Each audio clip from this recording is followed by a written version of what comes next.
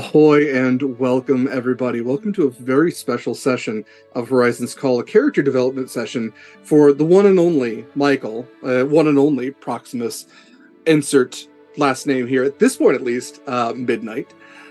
This is it's not something I've ever really done before. I've never really done a character development session, so this is new for me. I believe it's new for Mikyl. So thank you for joining us on this kind of experimental thing.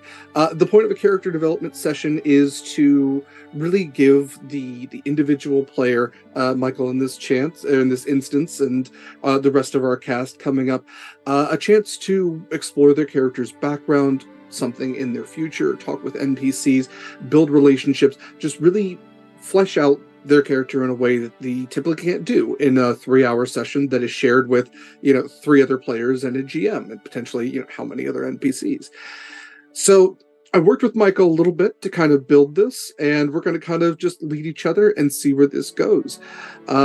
I am going to have Mikyl introduce himself, say some things about himself, but I do want to say, at least for Sword and Key, I am Derek. I am your GM traditionally for this game. I'm your guiding compass as we navigate the treacherous seas of tomorrow's, and I am very happy to be here every week with a wonderful cast. I'm actually very excited to do some one-on-ones with some of them. I should also note that this is live.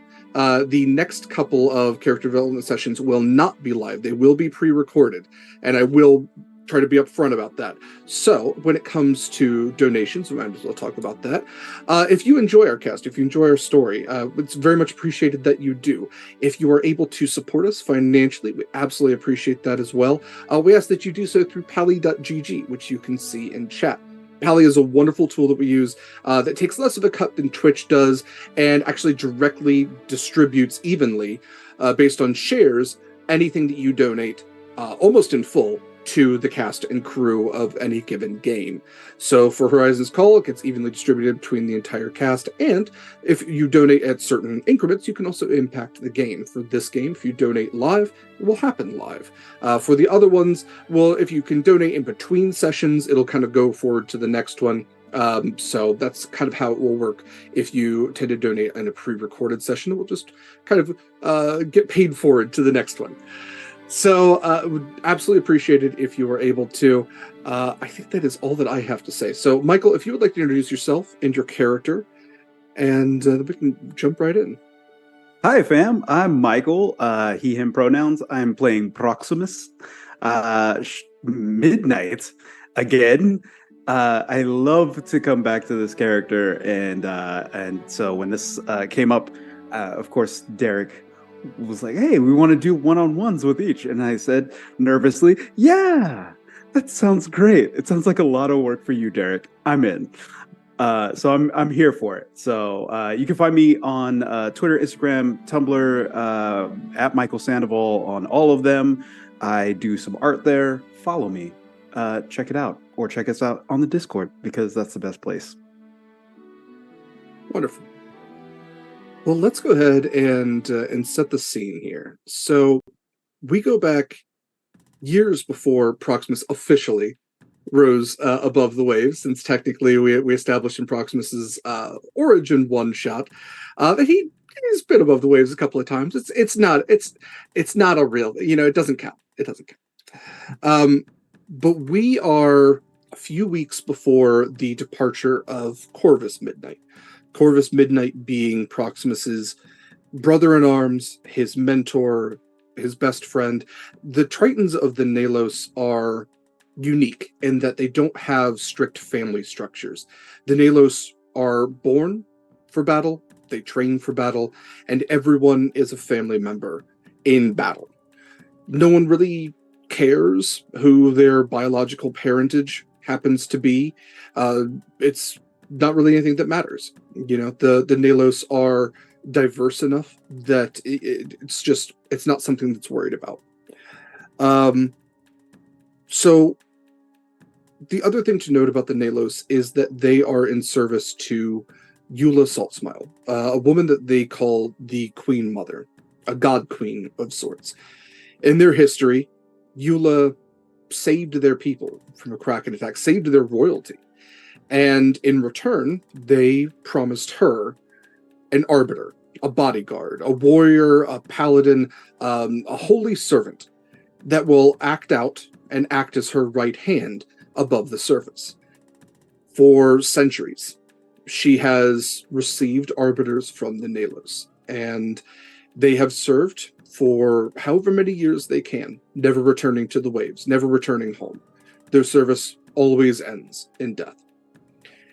And most recently, the competition to decide who the arbiter is, the Ascension, occurred as the previous arbiter passed. Corvus Midnight is the best of the Nalos. Despite him not really wanting to go, he could not deny a true challenge and could never do anything less than his best. And Corvus succeeded and won the title of Arbiter. Still has a few weeks before he has to actually make the true ascension above the waves for his first time, going to serve Eula for the rest of his natural life. It's there that we kind of pick up.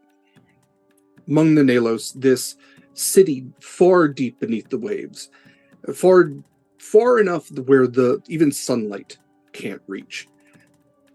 And we see a city that is illuminated by bioluminescence, different types of flora and fauna that all have a natural light that kind of emanates from them. Even some Tritons give off some bioluminescence or have painted themselves with bioluminescence to help see better. And it's not, I would say it's maybe dim. For a Triton, their eyesight is picking up everything around here, and they would see this vast, sprawling city built into a trench with natural caves and caverns being carved to look more like temple entrances and the openings of great palaces. Tritons are incredible architects, almost by nature, and have formed the natural world around them to be almost a fortress. There are statues here and there of great warriors, with the far end of the cavern actually carved in the image of Eula herself. This massive, hundreds of feet tall statue that looks down with arms built into the sides of the cavern open to her children. Above, you can see where some Tritons are swimming along with their mounts, these long-necked plesiosaur-like creatures. Other ones swim alongside their eelhounds. Everyone is armed. Tridents, spears, glaives, short swords, anything, nets, anything that can be used properly underneath the waves. Everyone is armored. And this is where we find Proximus and Corvus. So Proximus, it is a day. You perhaps the Nalos don't really subscribe to the rising and falling of the sun, but it is at least active hours for you. You and Corvus know that you have a few weeks left. What's kind of going through your mind? I believe Proximus would be knowing that Corvus is chosen to be the next arbiter, would almost drown his sorrows in eating food. I feel like he eats his emotions most of the time. You've buried your sorrows, absolutely. Yeah. It's hard to drown your sorrows under the water, but yes, you have buried your sorrows, for sure. Eating clams as he's walking next to Corvus, not really, maybe nervously walking next to him, like unsure of what even to say. So walking along on this sandy bottom, maybe outside of the cavern itself, where most of the Tritons live, the activity, and that's also why the Tritons of the Nalos have been able to hide for so long, is their city exists within this trench. There's very little that's built above it. So even if a person were to be swimming above and were able to see far down to them, they might see some movement that might just look like schools of fish. They wouldn't see this city, though there are sunken cities in Domaris.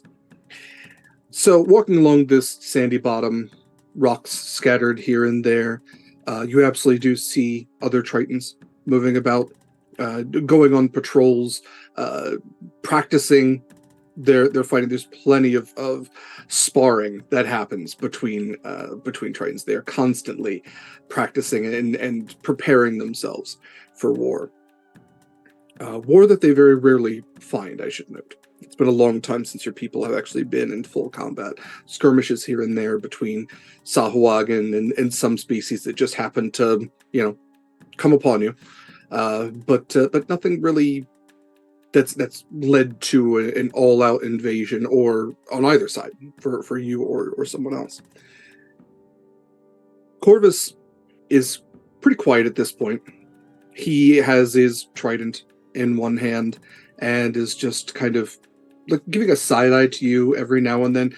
He can tell that you want to say something. So, did you want to do anything today? Oh, that is a loaded question. There is many things that I want to do today, and many things that I would like to talk to you about, but I don't know what we should be doing or what you are supposed to be doing. This is the first time that I have been around for the Ascension. So you have seen these before. I have not. I have seen one, maybe two. I don't know. If anything, I should be sharpening my trident and my spears and preparing my nets and making sure that my armor gleams. That when I meet our great Queen Mother, she is nothing if not impressed by the glory of the greatest arbiter that has ever set foot upon the Fen. I don't want to do any of that. And also, I already have done some of that, and it was very boring. And I have not so much time, and yet way too much time. I have read all of the ancient texts. I know what my purpose is. I have sparred until my knuckles have bled, and I am so very tired of tripping the same people over and over as they fail to learn to watch their footing. I am bored. And I am thinking that maybe this is a good time to go somewhere else for a little bit. I am always here for adventure. You know that, brother. But I know that all too well, my friend. But you have always been my teacher. You have always shown me how I am supposed to carry myself as a young Triton, a Nalos warrior, Knight of the Mid-Sea, all these different titles that we carry. But yet, when is it that we get to live our lives as we see fit? I have no idea. You are called to a service. I am to do my duty and serve the Nalos, but what happens when we get a choice? Do we get a choice? Ever? Sometimes. Sometimes choices are made for you, as they have essentially been made for me. What choice do you want to make, Proximus?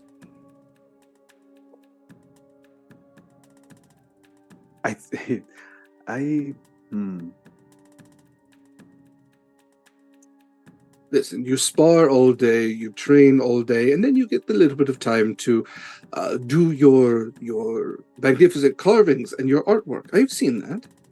You get your choice to do with the little free time that we have. But if you're talking about going out and exploring, you have the choice to do that, but all choices have consequences. Yes. And you know that if you were to ever leave for too long, the elders would exile you.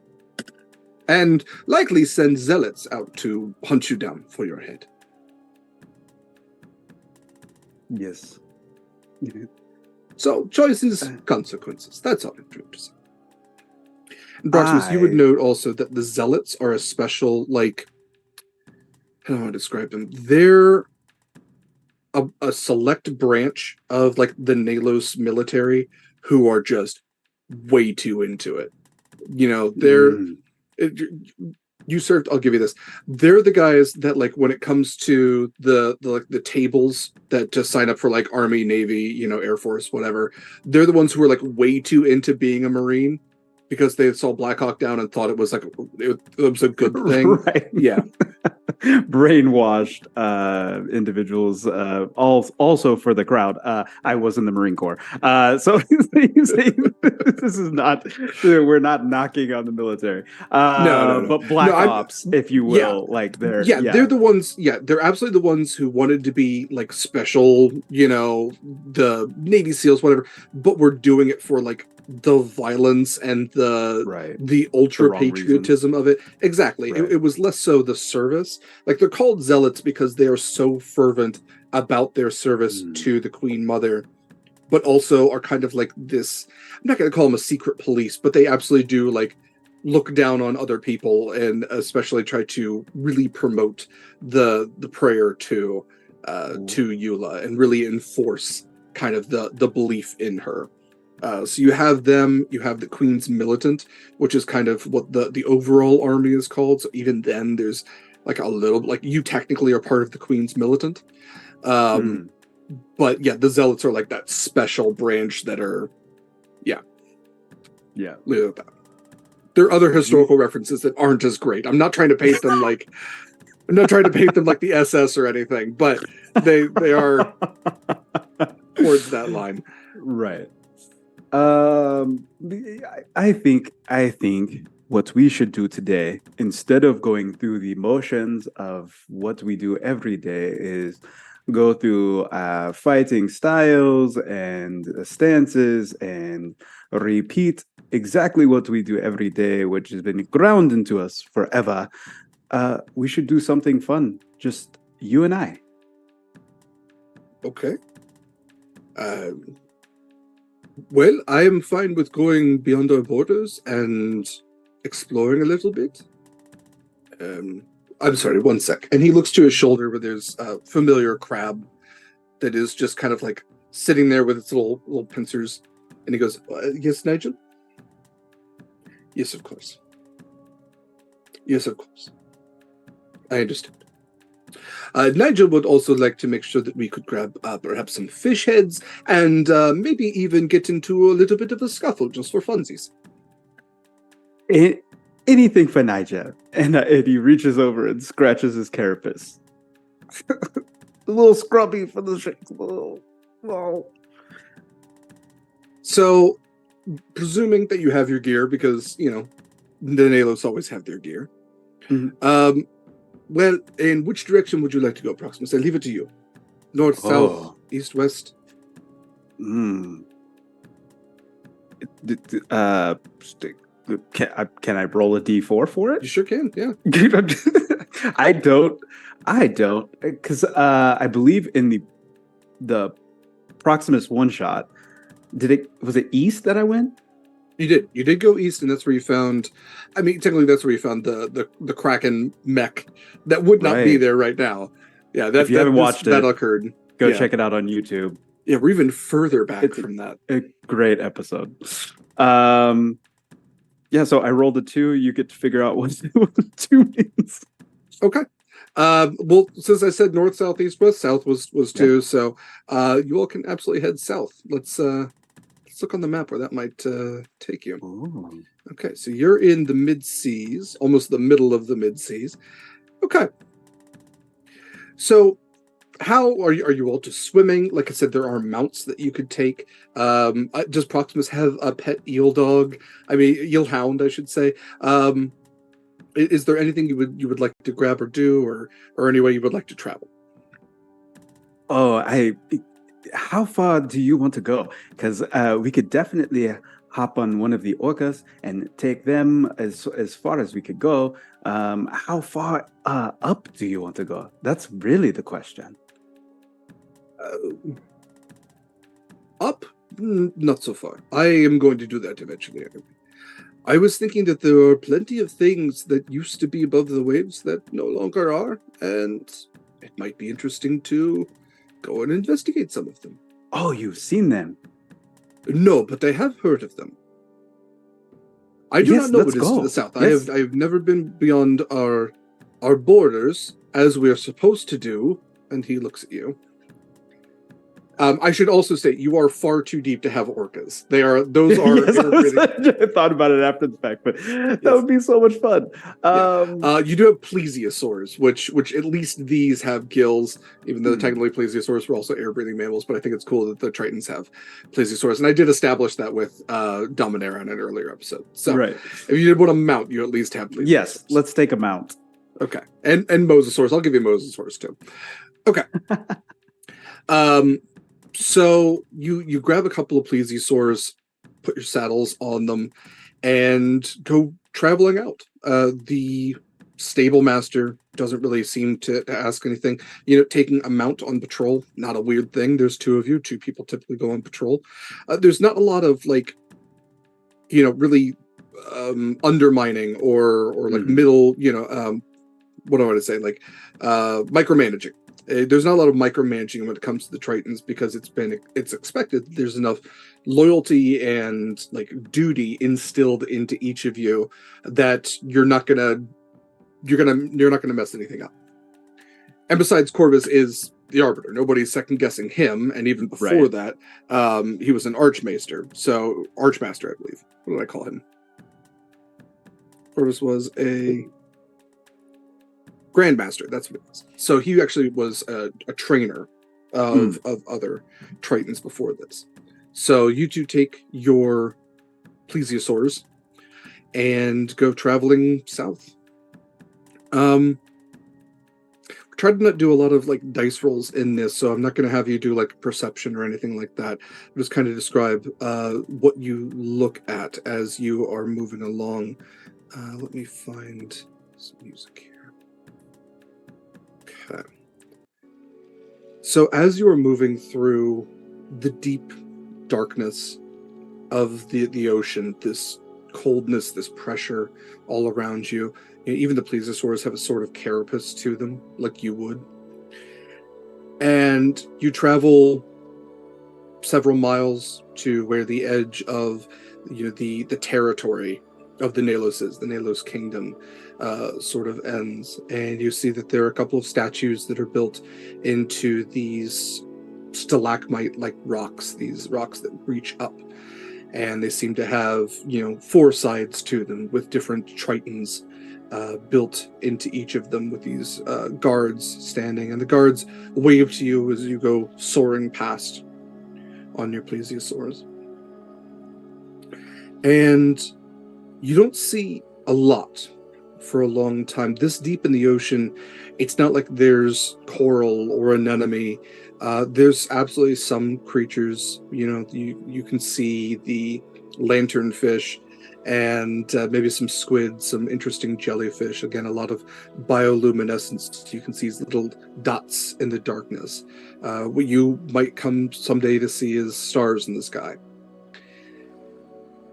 And as you're traveling through this pressure and then the waves, it takes a couple of hours. Do you and Corvus chat? Or is it kind of just this moment as you two are just traveling in the same direction that it feels like a parallelness to you? I feel like Proximus would nervously bring up memories that he has. Remember the time that you had to save us from the giant whale fishes when we got swallowed that one time. The time that you left and you went on the great hunt of 2004. No, I don't know. And just the Tritons can have their own calendar. Absolutely, yeah. I just remember the sounds of Fallout Boy. Yeah. I just remember the times that he was teaching our class, and that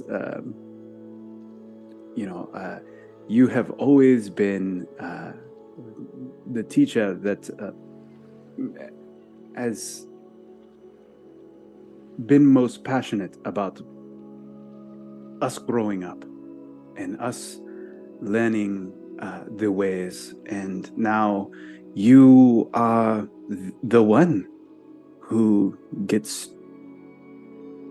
to fulfill the great glory of the people. There's so many of us that will never see the surface, that will never be called upon to be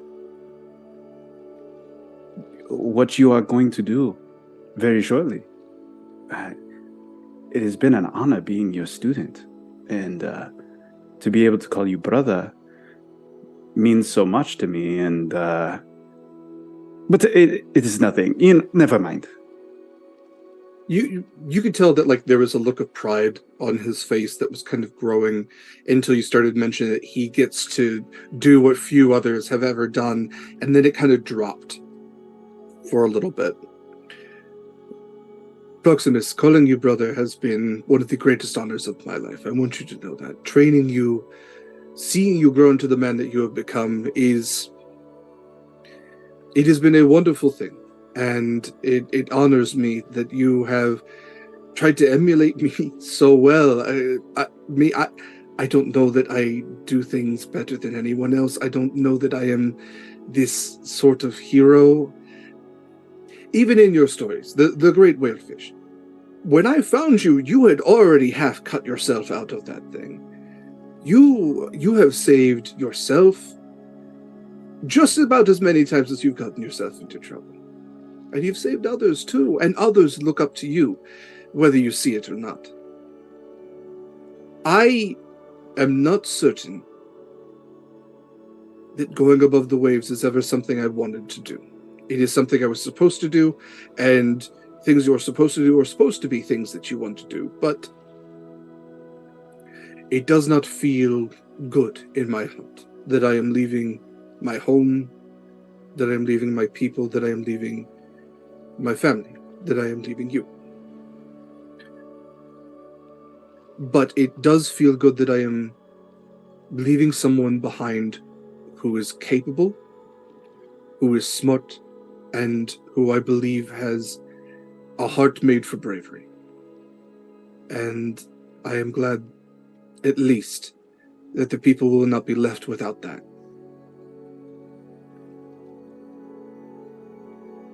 Proximus, do you want to go above the waves? Would you ever want to be an arbiter? I don't know if I have it in me. That's not what I asked. Would you want that? Would you want to serve at the side of the great Queen Mother? To act as her hand above the waves? Everything that you have taught me and that we have learned through the academies and through being a young Triton makes me say yes, but I don't know if that's what I want. I feel like there's many times that I don't get a choice as to what it is that I want in life, and I don't think that I will have the option, brother. I mean, do you remember the first time that you showed me all of the certain forms that we use for fighting under the sea? I was in awe, standing next to Nigel as a little Triton boy. I asked you, will I ever be like you? But I don't think I will. I don't think that's a bad thing, Proximus. I am not sure that everyone, if I could wish it, I'm not sure I would want everyone to be like me. The world needs so many different people. And If nothing else, I am looking forward to meeting so many more. That is the one thing I worry about our people, is we are very stagnant, homogenous. We all believe one thing, we all look in one direction. And I worry what will come from the other directions when we aren't looking. Have we blinded ourselves to other possibilities? Have we forgotten how to look?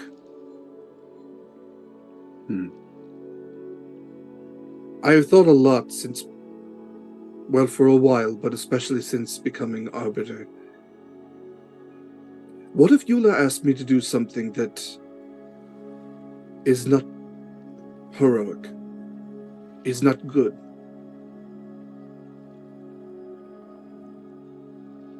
We have never seen her. She has never come to us since her first act as savior. And we pray to her every day. Does she answer us? No. I don't know.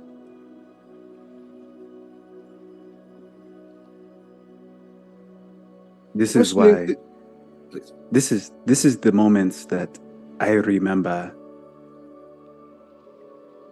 You may not think you're a hero, but you are to me.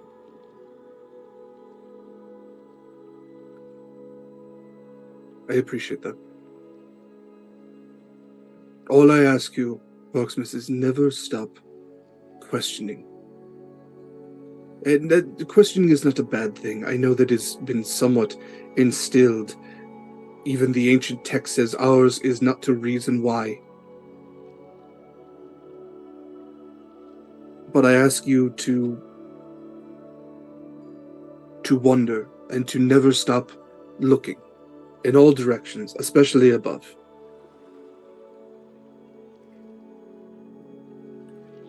And at that, you have traveled for enough time that with your dark vision, you can see where these ancient crumbling walls covered in all different types of like deep flora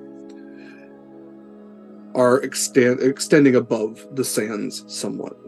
And you can make out the face of some ancient humanoid statue that is so very, very weathered. It might as well look like a corallus rock, but it can still tell cheekbones and where the nose might have been, since the nose is always the first thing to go on statues.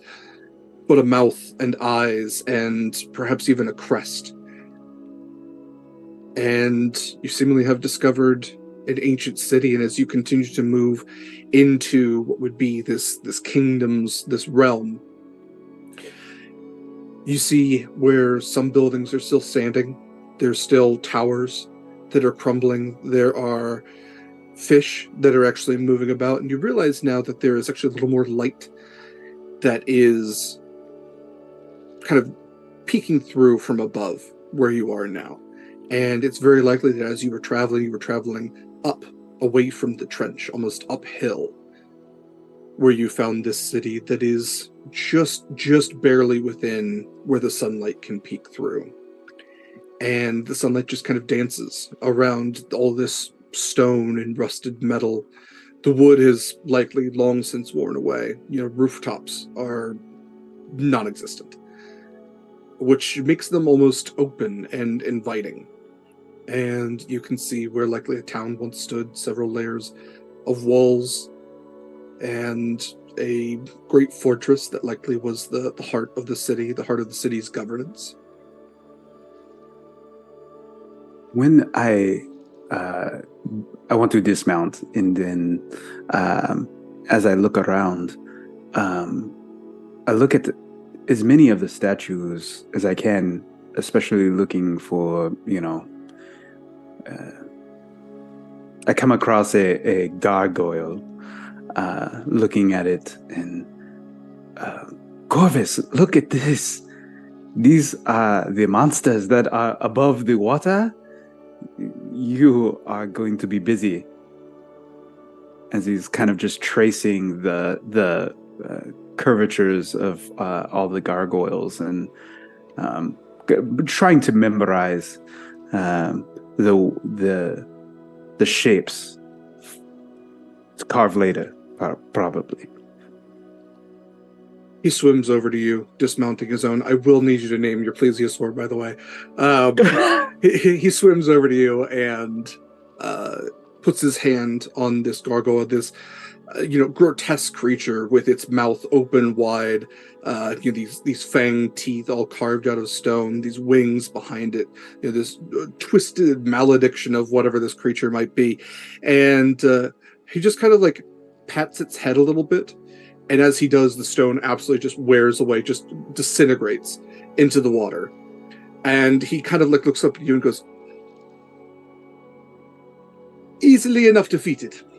I have nothing to worry about." I did not mean to do that. I am sorry. Yeah. We shall see when you come across these live, not just rotten rock laid beneath the stone or beneath the sea, huh? Well, who knows what things might be up there? Beings of human and animal mixed together, perhaps. Oh. Things that fly, things that crawl. Who knows?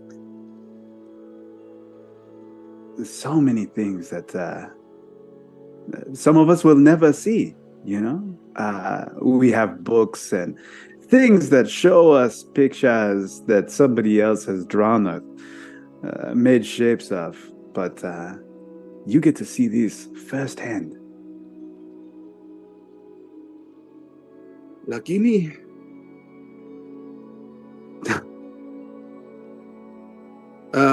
Proximus, as you're kind of looking out over this city, you do know, again, there's a number of fish that are kind of swimming around.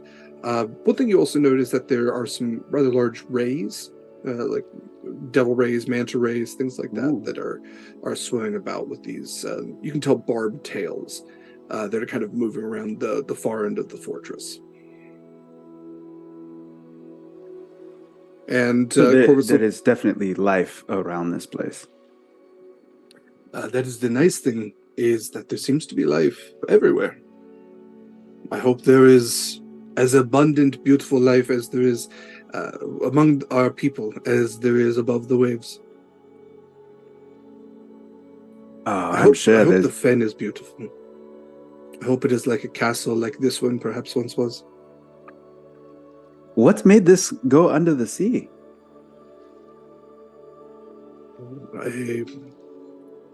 Well, when our people came over from the elemental plane of water, we were not always in that trench, I believe.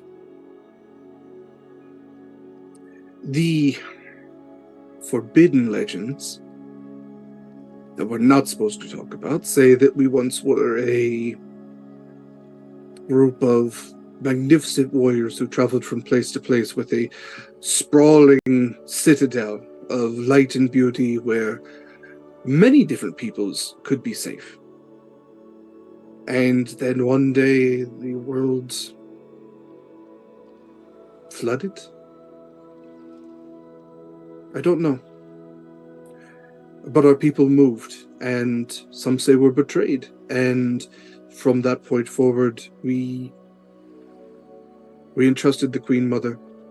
She did not betray us. She saved us, and she told us that the rest of the world was not to be trusted, and we trust her, that she is correct in that. And so we defend ourselves from the outside. You think you could run across any of the other Tritons? I don't know that there's any left. We might be all that's left. From what the Queen Mother has given us in her text, she has said that all of them were betrayed. That none of them trusted in her protection. Unless we go back to the elemental plane of water, our true home, we might be all that exist here on this plane. And that is why we must defend ourselves. And her. Without her protection, we could be wiped off the map forever. I don't understand why we don't go to war, or at least all move to serve her at the same time. It is not her will. It doesn't She make is any sense. Powerful enough that I do not believe that she needs all of us at one time. A single arbiter to act out her will.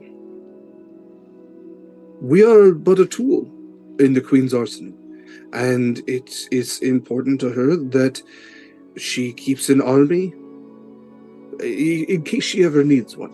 And as so far, she has not needed one. But look at this, Corvus. Look at all of this land, this beautiful castle, and it was everything, right? They didn't have to live in the chateaus like we do. They could live free above the world, above the sea, in the open. And he runs his hand until they couldn't. I'm sorry. He runs his hand. That is true. He's running his hand across, the stone archways, and as he goes through, and we, obviously touching everything because why not? It's all new to him. That is true, brother. It is all gone now, and maybe we have to protect our way of life by living in the shadows. See, that is why you are such a good teacher.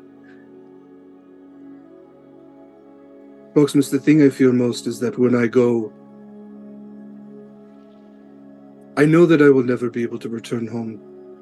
And that is something I fear, is that I would never have a home to return to, were I ever able to. I fear that without the protection of the Queen Mother, that without the prayer that we give her and the service that we honor her with, that she might someday leave us to a fate like what this city befell. That we are mere steps away from befalling this same tragedy. Yes. I see. But that worries me too. It worries me that someone has that much power over us.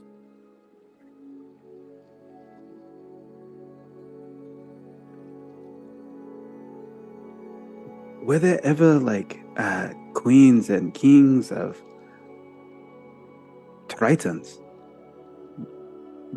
Not the great Queen Mother, and she is something different from us, but has there ever been kings and queens of our lands that it is said that she saved a prince and his mother, the queen, that the great Queen Mother did, that we had royalty then, and then that royalty gave their throne to her. And since then we have had generals and commanders and our war council and the elders. But to call oneself a king or queen would be, as I understand it, disrespectful to the Queen Mother. That makes sense. In some ways, I suppose. I have never understood a jealous god. That never made sense to me. If they were so great, then what are they to fear about someone being ambivalent about them?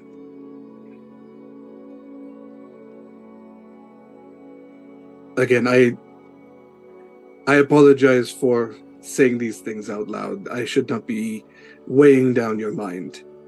No, these are the things. Why you are such a great teacher is that you push us to think outside of what we are forced to believe, And I feel like I need to hear these things before you leave if I am to ever be a teacher for the next generation.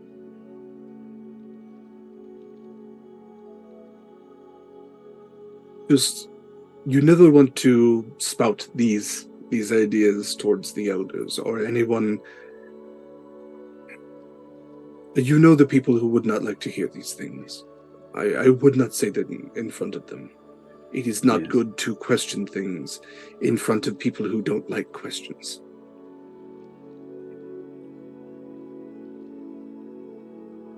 But between you and me, it is safe, right? Yes. But someone like Dominera?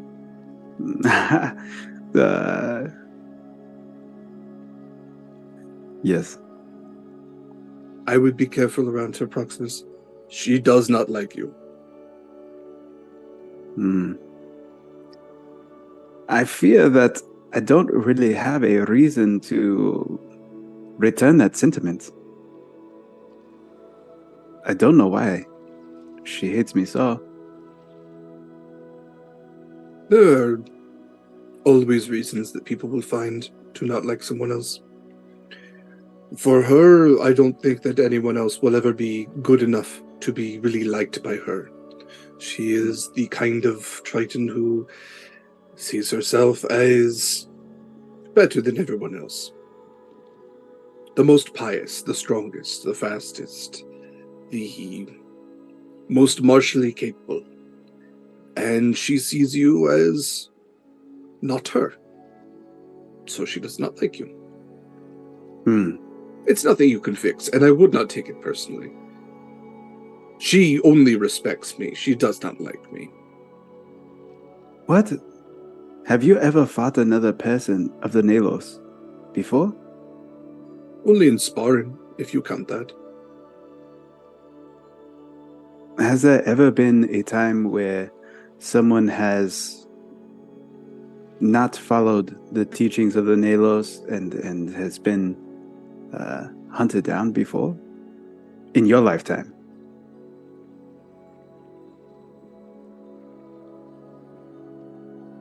Perhaps we should keep exploring. There is so much more of the city to see, and I don't want to ruin our time together with sad stories. You see, as he's running his hands up cast iron fencing in between. It's like a gate that he is pushing open and then closing and pushing open.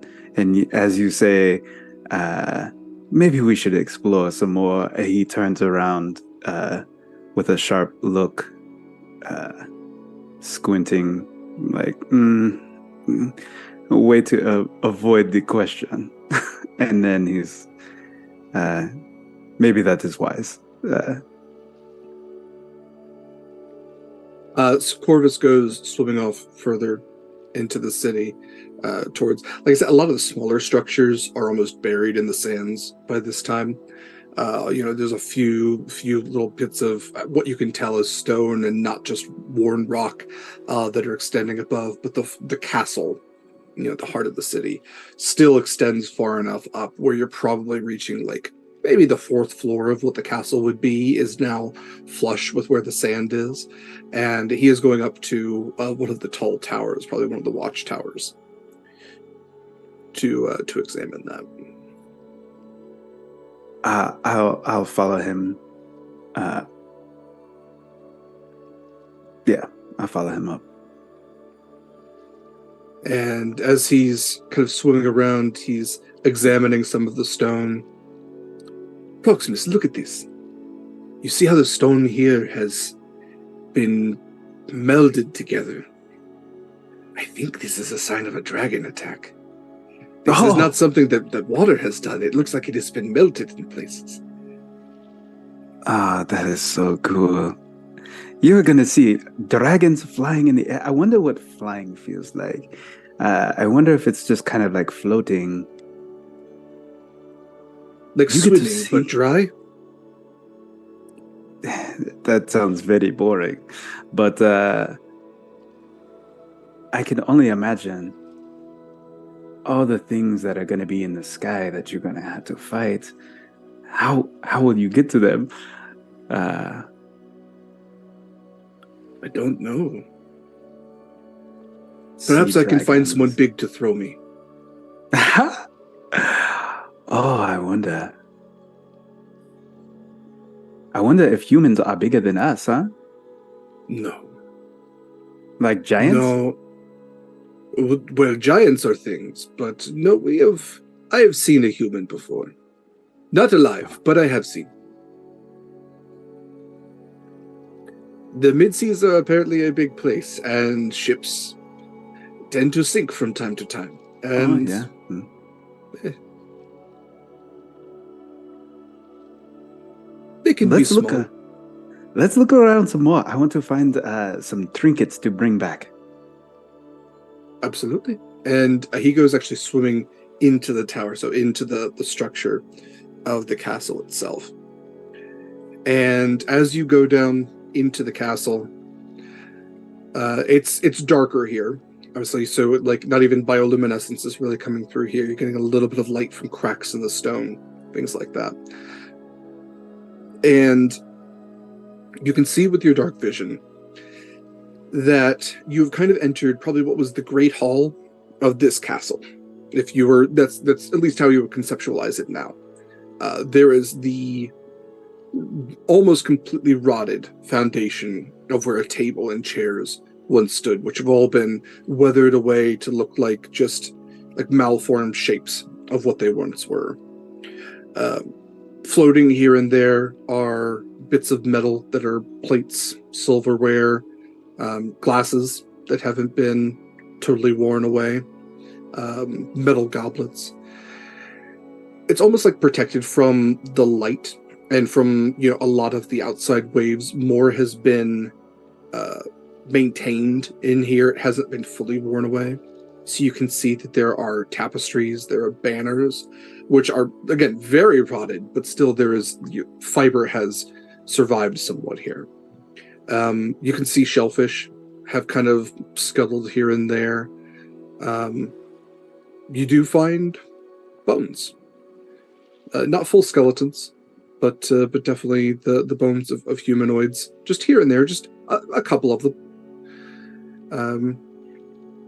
And you can swear that when you're moving into this room, you see a dark shape moving down a nearby staircase.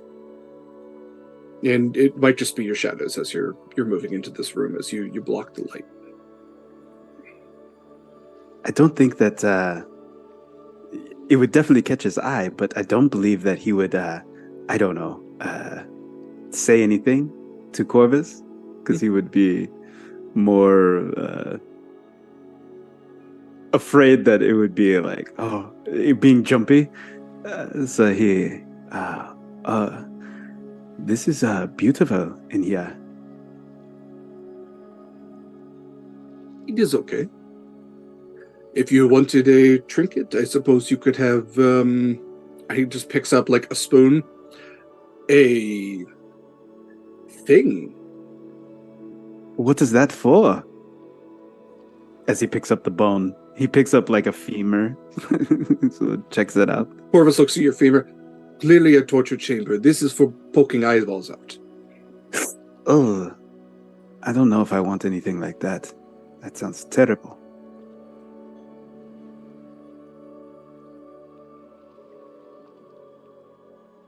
Well, you could have the femur. I don't You believe could give it to that. your eelhound. Oh, yes.